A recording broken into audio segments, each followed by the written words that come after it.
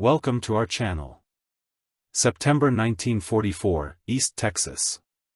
Yuki Tanaka had never seen men like these.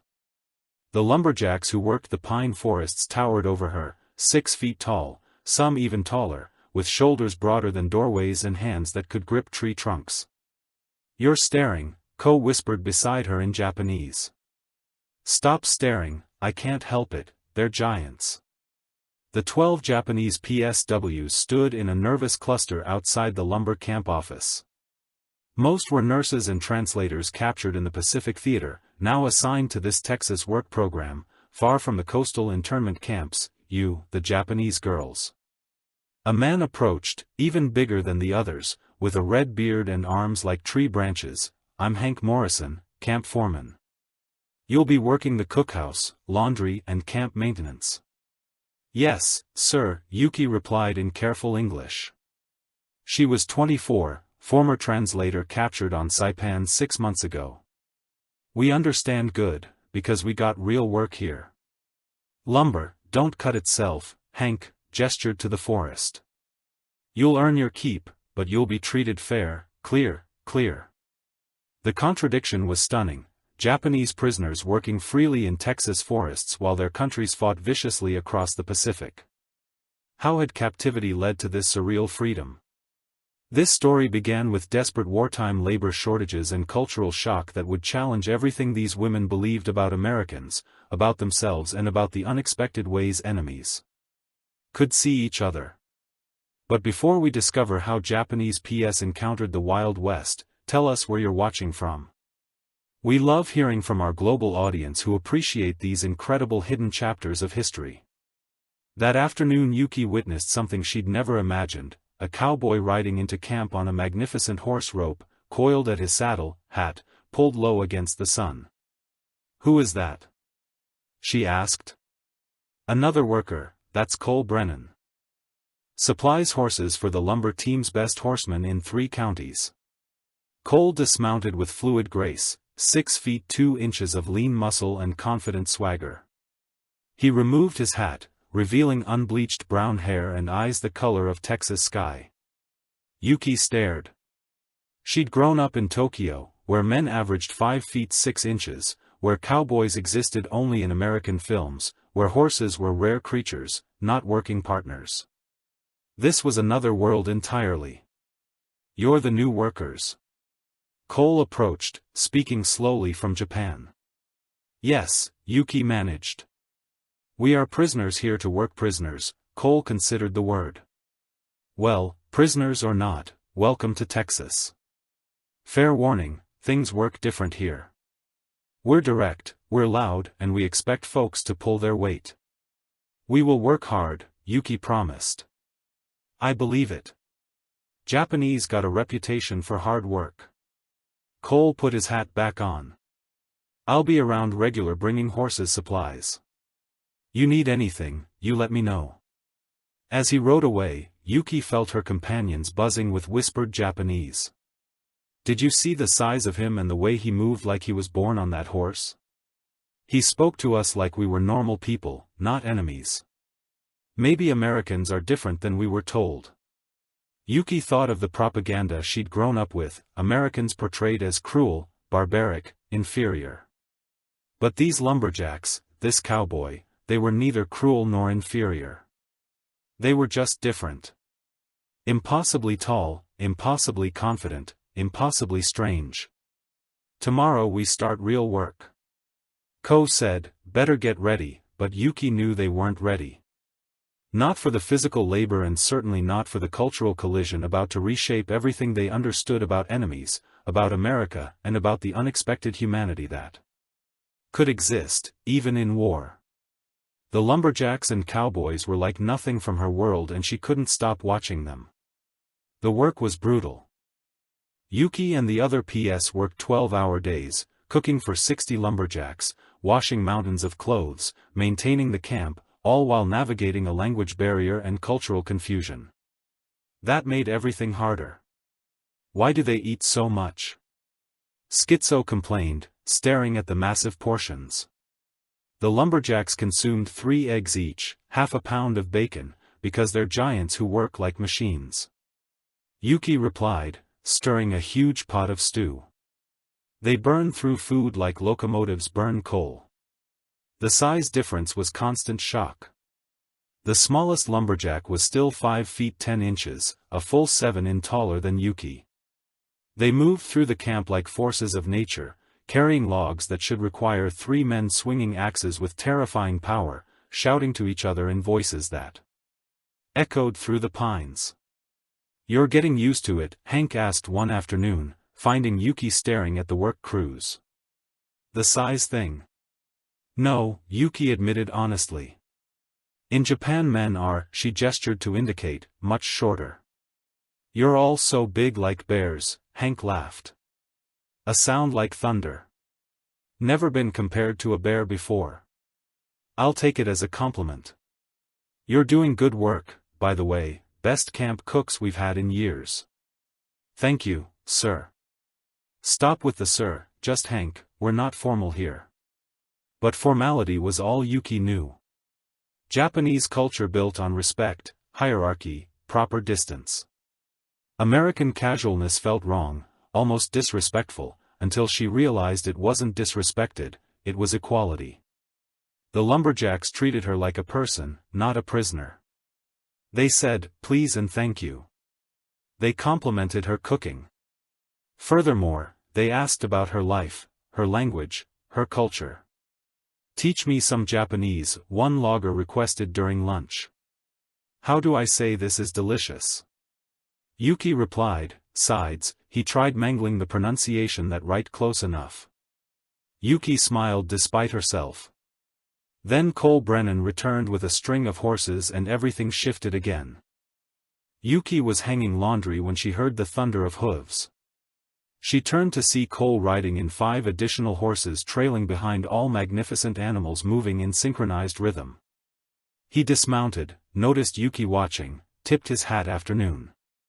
Mr. Tanaka, you remember my name?" "Of course, I do. You're the one who looks at us like we're exotic animals in a zoo." His tone was teasing, not mean. "Fair's fair, you're pretty exotic to us too. Most of these boys never met anyone from Japan. We are very different from you. That's not a bad thing. Different makes life interesting." Cole patted one of the horses. "You have ever ridden a horse?" "No, never want to learn." The question was so unexpected that Yuki laughed. "I am prisoner." "Prisoners do not ride horses," says who? "Hank runs a loose camp as long as work gets done. He doesn't much care what folks do in free time, and teaching you to ride counts as cultural exchange." Cole's grin was irresistible. "Come on just once around the corral, show you what you're missing." Yuki should have refused. Should have maintained proper distance, remembered she was enemy, prisoner, inferior in this strange land. But something in Cole's easy confidence, in his casual assumption that barriers could be crossed, made her say, "Okay, I will try." Cole brought over the gentlest horse, a mare named Blossom appropriately. "She's patient with beginners, won't throw you or bolt, just relax and trust her." Mounting was awkward, Yuki in her work dress, Cole having to help lift her up. His hands, strong and respectful, the horse felt, impossibly tall, muscles shifting beneath her. "Easy," Cole murmured, walking beside them. "Just feel her rhythm, let your body move with hers." They walked slowly around the corral, Cole guiding Yuki, gripping the saddle horn with white knuckles. But gradually she relaxed, felt the horse's gentle motion, understood why Cole moved with such fluid confidence. He and the horse were partners, not master and beast. "You're a natural," Cole said after several circuits. "Most first-timers are terrified. You're already comfortable. The horse is kind, like you." The words escaped before Yuki could stop them. Cole looked up surprised and their eyes met. Something passed between them, recognition, curiosity, the dangerous beginning of connection. "You're not what I expected," Cole said quietly when they said Japanese prisoners were coming. "I expected I don't know different." "What different?" Harder, colder, more enemy-like. But you're just. He searched for words. You're just a woman, far from home, trying to survive tears, threatened suddenly because he was right. She wasn't a soldier, wasn't a threat, just Yuki, captured and scared and so desperately homesick. Thank you, she whispered, for seeing me as human. That's the only way to see folks, far as I'm concerned. As Yuki dismounted, wobbly but exhilarated, she knew something had shifted. The lumberjacks and cowboys weren't just giants anymore, they were men. Different, yes, strange, yes, but human, kind, unexpectedly generous. And that terrified her more than their size ever had, because seeing enemies as human made everything complicated, and she had a feeling complications were just beginning. Indeed, over the following weeks the PS integrated into camp life with surprising ease. The lumberjacks were rough around the edges but fundamentally decent, treating the women with respect and curiosity rather than hostility. You really from Tokyo? A logger named Pete asked Yuki during lunch. What's it like, big city? Very big, many people, very different from Texas. Bet it is. Texas is well. Texas is big in a different way, space instead of people. You're getting used to it slowly. Everything here is so large, the land, the trees, the men. Yuki blushed at the last part. Pete laughed. We get that a lot. My grandpa came from Norway, land of giants. I'm small. By his standards, 6 feet 1 inch was considered average in his village. A 6 feet 1 inch is small, Yuki's eyes widened. In Norway, yeah, here in Texas I'm about average. You really are from a different world. The cultural education went both ways. The lumberjacks were fascinated by Japanese customs, language, food. Yuki taught them phrases, explained traditions, tried to bridge the enormous gap between worlds. And Cole kept returning with horses each visit, including a riding lesson for Yuki. You're getting good, he observed after a month, comfortable in the saddle, moving with the horse instead of against her. I have a good teacher. You have natural talent. Most folks take 3 months to get where you are in 4 weeks. Cole leaned against the corral fence studying her. Can I ask you something personal? Yes, what were you doing when you got captured? You said you were a translator. But for what? Yuki tensed. This was dangerous territory. I worked for Japanese military, translating communications, radio messages, documents. So you weren't a soldier, but you were military. Yes, she struggled for words. I didn't fight, I didn't hurt anyone, but I helped the military. I am guilty too. We're all guilty of something in war. Question is what we do after. Cole's voice was thoughtful. You could be bitter, resistant, difficult. Instead, you work hard, learn English, try to fit in. That's character or survival, same thing.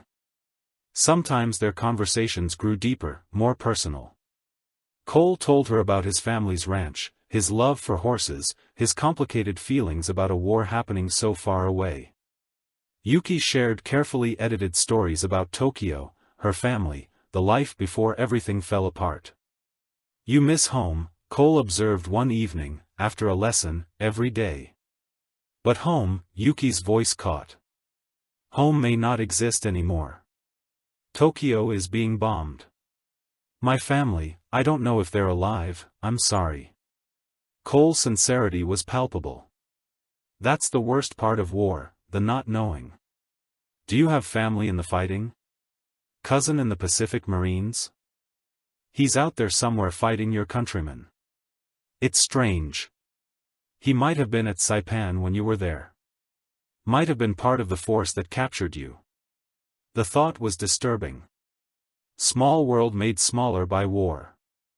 If he was there, I hope he was kind to prisoners, Yuki said quietly. Me too, I pray he stays human, doesn't let the fighting turn him into something else. They stood in comfortable silence watching the horses graze as the Texas sun set in spectacular orange and purple. Cole said carefully, I need to tell you something. He struggled. I'm finding myself thinking about you more than I should. You're supposed to be enemy prisoner, someone I'm just being kind to, but you're becoming. I know, Yuki interrupted. I feel it too, and it's wrong. You are American, I am Japanese, we are enemies. Are we right here right now? Are we enemies? The war says yes, war isn't here, it's thousands of miles away. Here, it's just you and me and a Texas sunset. That's all. It's not all.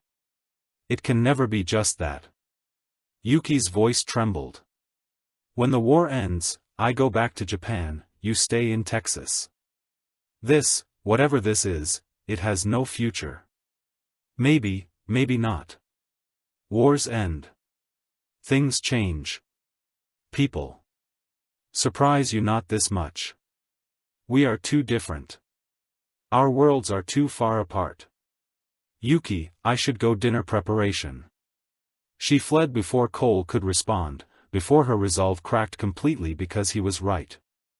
Something was growing between them, something that transcended nationality, war, the vast differences in their worlds.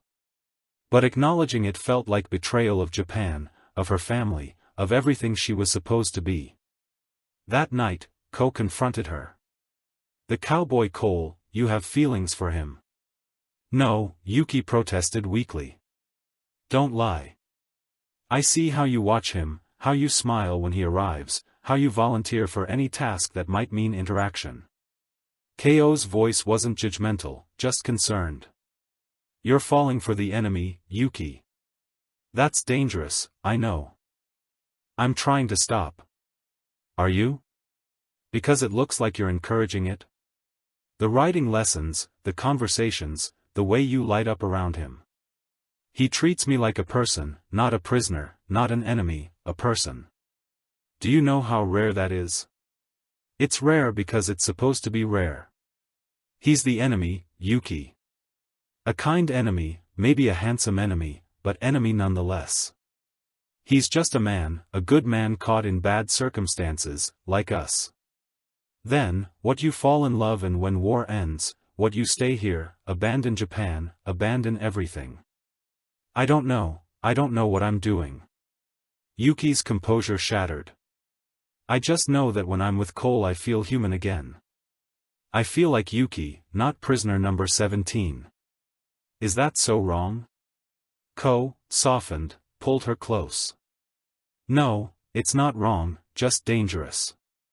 Guard your heart, Yuki, because when this war ends, hearts break along with everything else. But the warning came too late. Yuki's heart was already involved, and she had no idea how to protect it.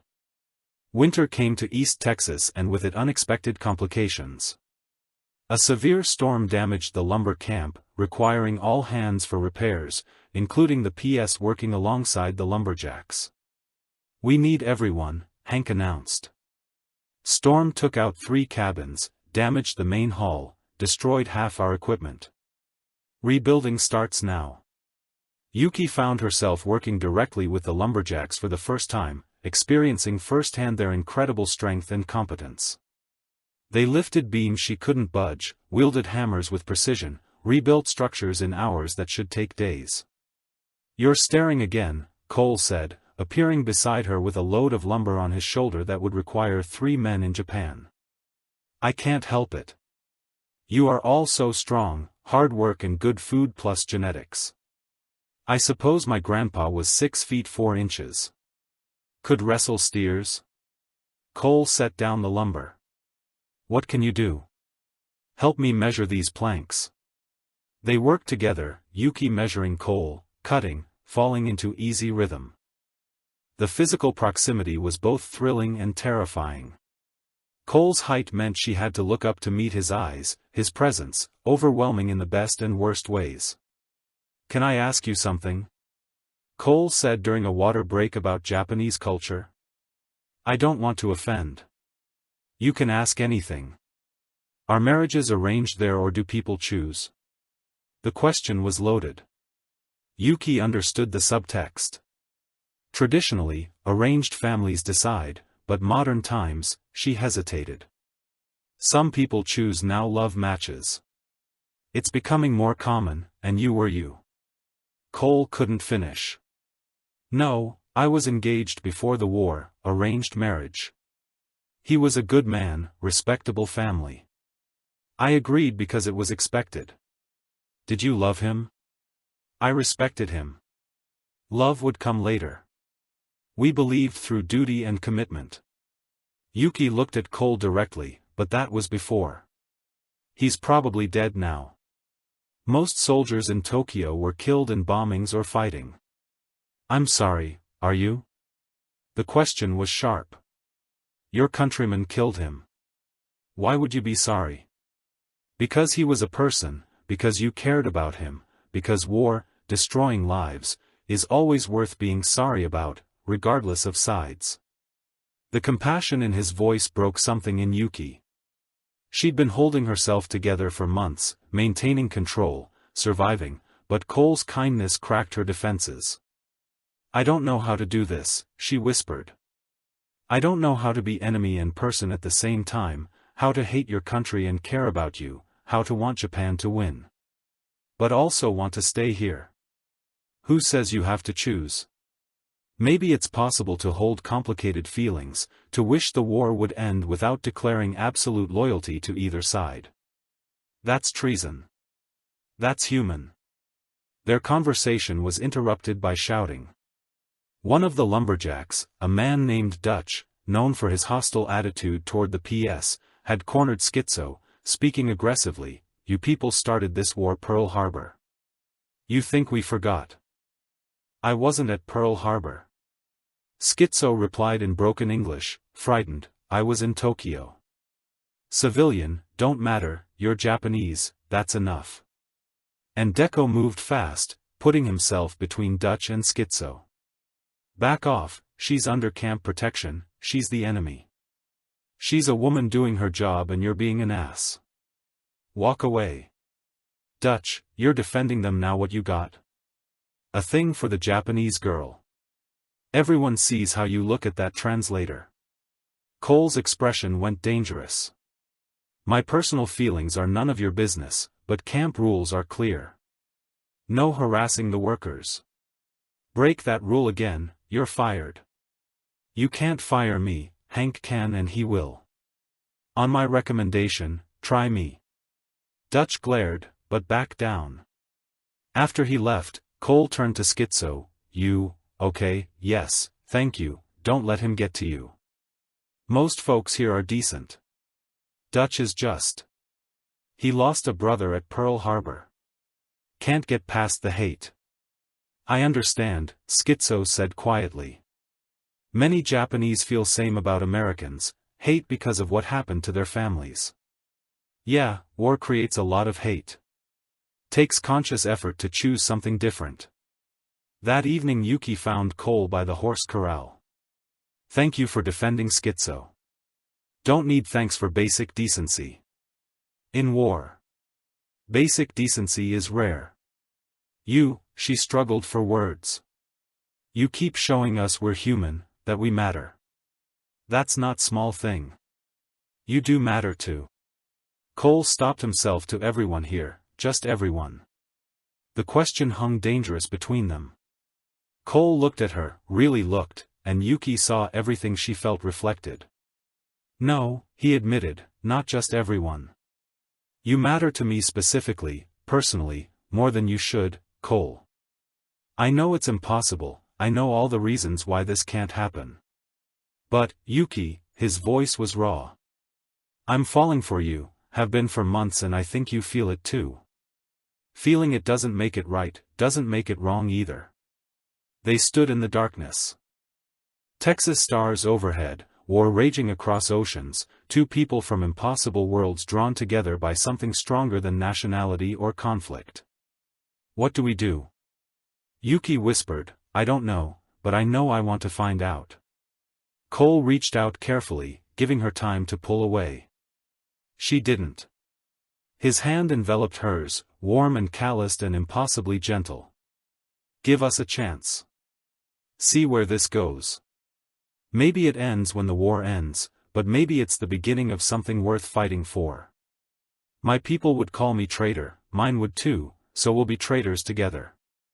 Yuki looked up at this impossible man, this tall, strong, gentle cowboy who'd seen past enemy to person, who taught her to ride, who defended her friends, who chosen kindness over hatred. Yes, she breathed. Yes, we'll see where this goes. Cole's smile could have lit all of Texas, and Yuki knew she'd just crossed a line that couldn't be uncrossed. For better or worse, she was falling for the enemy, and she was going to let herself fall. This unexpected romance is just beginning, and the challenges ahead will test everything Yuki and Cole believe about loyalty, love, and where they truly belong. Subscribe to see how love between enemies survives when war crashes back into their impossible dream. The secret relationship developed carefully, hidden from camp authorities and most workers. Cole and Yuki met during her free hours, always chaperoned by the horses, maintaining plausible deniability. Tell me about your family, Cole said one afternoon during a writing lesson. Your life before the war. My father owned a printing shop in Tokyo, small business, respectable. My mother taught flower arranging ikebana. I have 2 younger brothers, Yuki's voice caught had. I don't know if they survived the bombings. What did you do before translating for the military? I worked at my father's shop, learned English from American books we printed, dreamed of traveling, seeing the world. She laughed bitterly. I saw the world just not how I imagined. When the war ends, Cole said carefully, what happens to you? I don't know, repatriation, probably back to Japan, if there's anything left to go back to. What if there was reason to stay? The implication was clear. Yuki's heart hammered. Cole, we can't, why not? I'm serious about you, Yuki. I know it's fast, I know it's complicated, but I'm serious. When the war ends, I want you to consider staying with me. Your family would hate me, your community, I'm Japanese enemy. That won't change when fighting stops. Some will hate you, some won't, but I don't care about them, I care about you. Cole pulled his horse close to hers. I love you, Yuki. I know I shouldn't, I know it's against regulations and logic and every sensible thing, but I love you and I think you love me too. Furthermore, I do. She whispered, tears streaming. God help me. I do love you. But, Cole, loving you feels like betraying everything, my country, my family, my identity. Or maybe it's choosing your future over your past, building something new instead of staying loyal to something that destroyed itself. The harsh words rang. True, Japan had followed military madness into disaster. Loyalty to that seemed increasingly absurd. But before Yuki could respond, shouts erupted from the camp. Something had happened, something big. They raced back to find everyone gathered around the radio. Hank's face was grave. War news. He said Japan's situation is deteriorating rapidly, American forces advancing. It's almost over. The Japanese PS reacted with complicated emotions, relief mixed with fear. What would happen to them when Japan surrendered? Where would they go? That night Ko confronted Yuki directly, you're in love with him, the cowboy, yes. And when Japan surrenders, when they send us home? I don't know. He asked me to stay in America, abandon Japan completely. What Japan, Ko? Our country destroyed itself. Our families are likely dead. What am I? Staying loyal to ruins, memories, a government that led us into catastrophe? Our culture, our identity, who we are.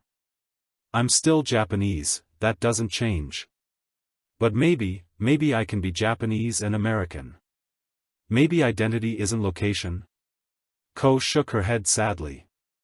You're rationalizing betrayal with philosophy. But, Yuki, if you love him, really love him, you need to be honest with yourself. Can you survive being hated, being called traitor, living as enemy in this country?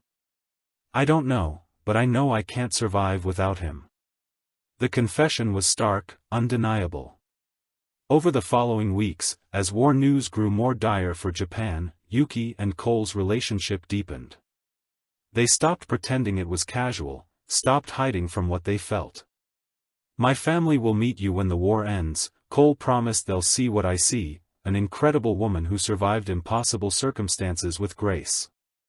Or they'll see enemy prisoner who seduced their son. Then they'll be wrong and we'll deal with it together. But reality intruded harshly when Hank called a camp meeting. War's ending soon.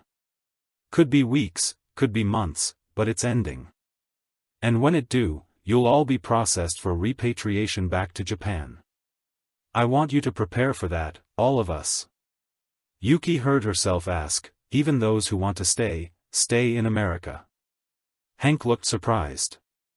That's complicated immigration laws, sponsorship, political climate. Japanese nationals aren't exactly welcome right now.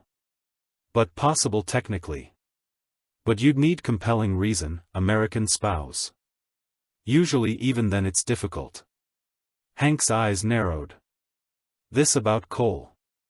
Yuki's silence was answer enough. Christ, I figured something was developing, but I hoped. Hank rubbed his face.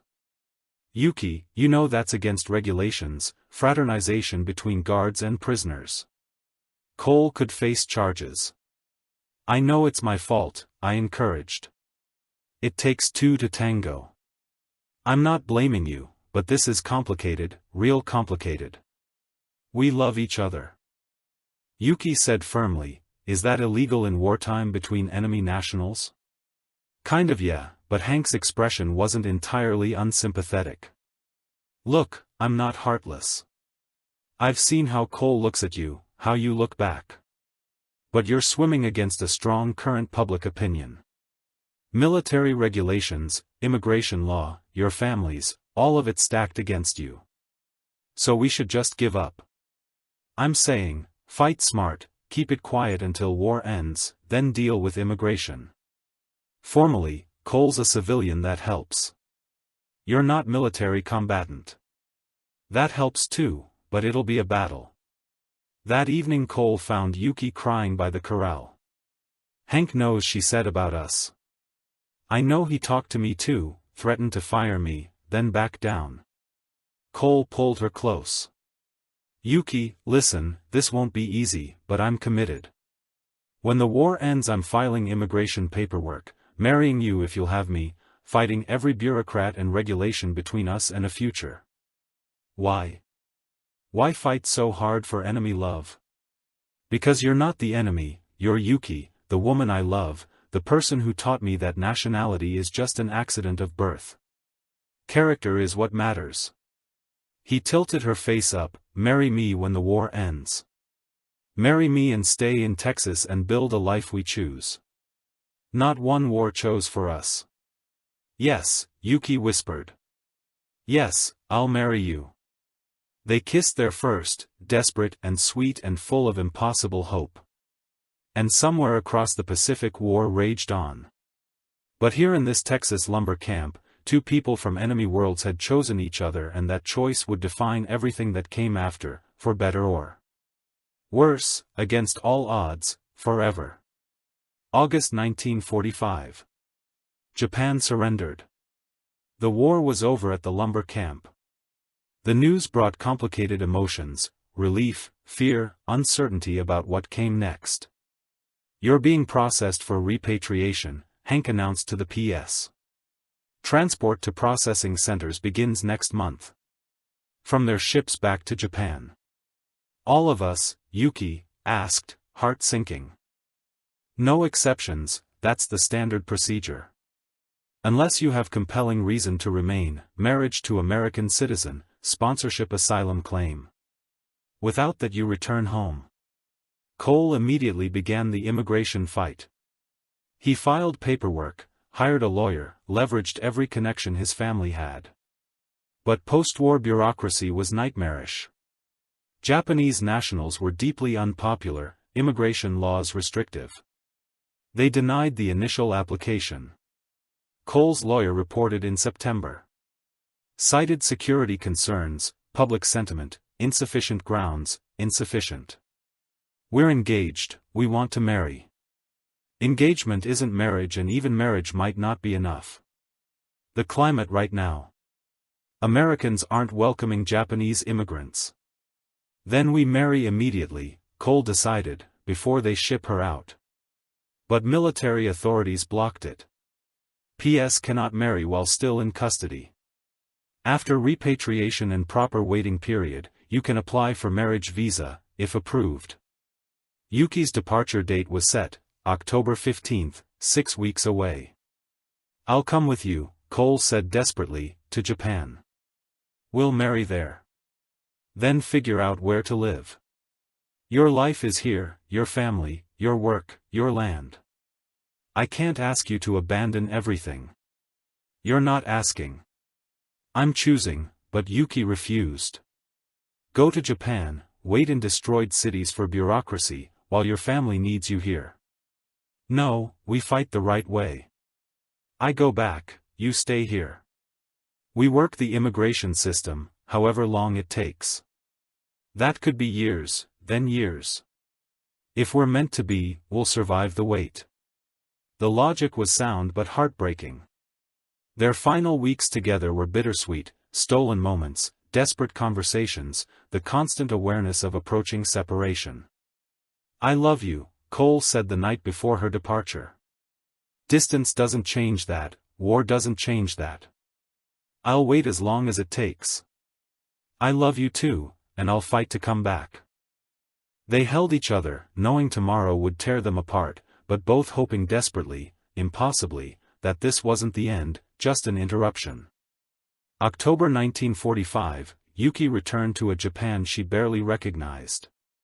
Tokyo was ruins.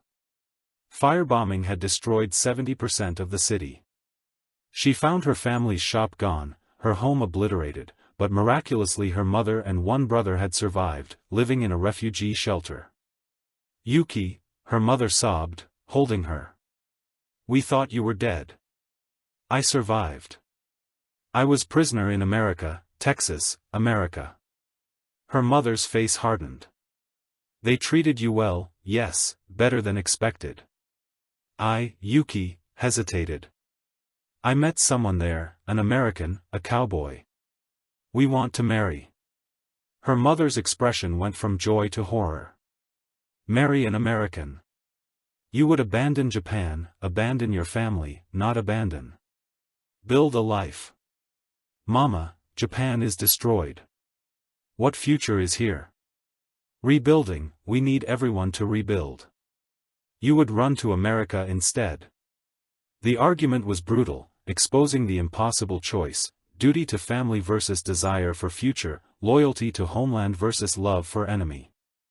Meanwhile, Cole fought bureaucracy in Texas, every application denied, every appeal rejected. The reasons varied: security concerns, insufficient documentation, public sentiment, but the result was the same: Yuki couldn't return. Their letters crossed the Pacific monthly, full of frustration and longing. I'm not giving up. Cole wrote. I've contacted congressmen, filed new appeals, hired better lawyers. There has to be a way. I miss you every day, Yuki replied. But, Cole, my mother is sick, my brother needs me. I can't abandon them, even for you. Months became a year. 1946 passed with no progress.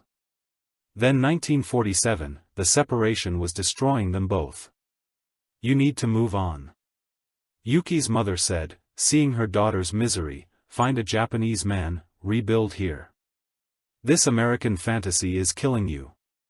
He's not fantasy, he's real. What we have is real. Then go to him. If you love him, go, but you will survive. We survived the war. We'll survive your absence. Her mother's voice softened, Yuki, I want you happy. If happiness is in America, go. I'll understand. The permission Yuki needed, but feared, she wrote to Cole immediately. I'm coming, however, I can, whatever it takes. His response was swift. I found a way, war, bride provisions. If we marry by proxy, me here, you there, legal witnesses, both sides. Immigration accepts it. Come home, Yuki, please come home. The paperwork took 6 more months. Proxy marriage in March 1948. Immigration approval in July. Finally, Yuki boarded a ship to America 3 years after the war ended. 3 years of waiting, fighting, hoping. But she was going back to Cole, to home. August 1948, San Francisco. Cole waited at the dock, scanning every face on the arriving ship. Then there, Yuki, thinner, older, but unmistakably her Cole. She ran, he caught her. They held each other like drowning people finding shore. You're real, Cole whispered. You're here. I was so afraid. I'm here, finally here. Yuki looked up at him, still impossibly tall, still strong, but worn by 3 years of fighting bureaucracy. We're really married legally, yes, but I want to do it again properly, with you physically present. Make it real. They remarried in Texas 3 days later, small ceremony, just Cole's family and a few friends. The reception was awkward, some guests clearly uncomfortable with Japanese bride, others cautiously welcoming. Give them time, Cole's mother said quietly. She'd been skeptical initially but won over by Cole's devotion. They'll see what we see, a good woman who loves our son. Yuki moved into Cole's ranch, beginning the difficult process of becoming Texan. Everything was challenge, the language nuances she'd missed, the cultural expectations, the sheer size and openness of Texas landscape. It's so empty. She marveled one evening looking at endless plains in Japan. Every space is filled here, nothing for miles. That's what I love about it, room to breathe, room to be, room to hide. Yuki added quietly, from people who hate me. Not everyone hates you enough. It was true, the ranch hands were mostly accepting, but the wider community remained hostile. The general store refused her service. Church members whispered, children stared, you're the enemy who stole a good American man. One woman said to Yuki's face, shame on you. The cruelty hurt deeply, but Yuki persevered, proving herself through action. She worked the ranch harder than anyone, learned every skill, never complained. Gradually, painfully, slowly, acceptance came. She's all right, one rancher admitted after a year. Works like 3 men, don't cause trouble. Reckon she's earned her place. But the real breakthrough came when Yuki helped, during a difficult birth, a neighboring rancher's wife having complications. Yuki's medical training from her nursing days saved both mother and baby. You saved my wife, the rancher told Cole, tears in his eyes. Your wife, she's a hero, word spread. The Japanese woman who'd saved Emma Johnson became a story, then legend. Acceptance bloomed like Texas wildflowers after rain. By 1950, Yuki was simply Mrs. Brennan, the capable ranch woman who happened to be Japanese, born home. Finally, 1952, 7 years after the war, Yuki was pregnant, a miracle. After years of trying, their daughter, Sarah, was born in spring, perfect and healthy. She's beautiful, Cole whispered, holding their newborn. She has your eyes and your height already, Yuki teased. Furthermore, she'll be tall like you. Sarah grew up American, speaking English, primarily eating Texan food, riding horses before she could walk. But Yuki made sure she knew her Japanese heritage too, teaching her language, customs, stories from before the war. Tell me about Tokyo, Sarah would say. Tell me about when you were little, and Yuki would tell her about the printing shop, her brothers the flower arranging, lessons, about a Japan that existed before. War destroyed everything. Will I ever see Japan? Sarah asked at age 5. Someday, when you're older, we'll visit together. Meanwhile, the ranch prospered. Cole expanded operations, hired more workers, including, eventually, other Japanese immigrants navigating the same difficult path Yuki had walked. Help them. Cole told Yuki, you know what they're facing. Be the guide you wish you'd had. So Yuki did. She mentored Japanese war brides, taught them English and American customs, helped them navigate the complicated process of becoming Texan while staying Japanese. You made it. One young woman said, hope in her voice. That means we can too. It's not easy, but yes, you can if you're willing to fight for it. The years passed peacefully. Sarah grew, the ranch thrived. Yuki became respected community member, no longer enemy, just neighbor. In 1960, 15 years after the war, Yuki and Cole made the trip to Japan. Sarah, now 8, experienced her mother's homeland, rebuilt, now modern, bustling, it's so crowded. Sarah marveled used to Texas space. This is where I'm from. Yuki explained where I grew up. But Texas is home now.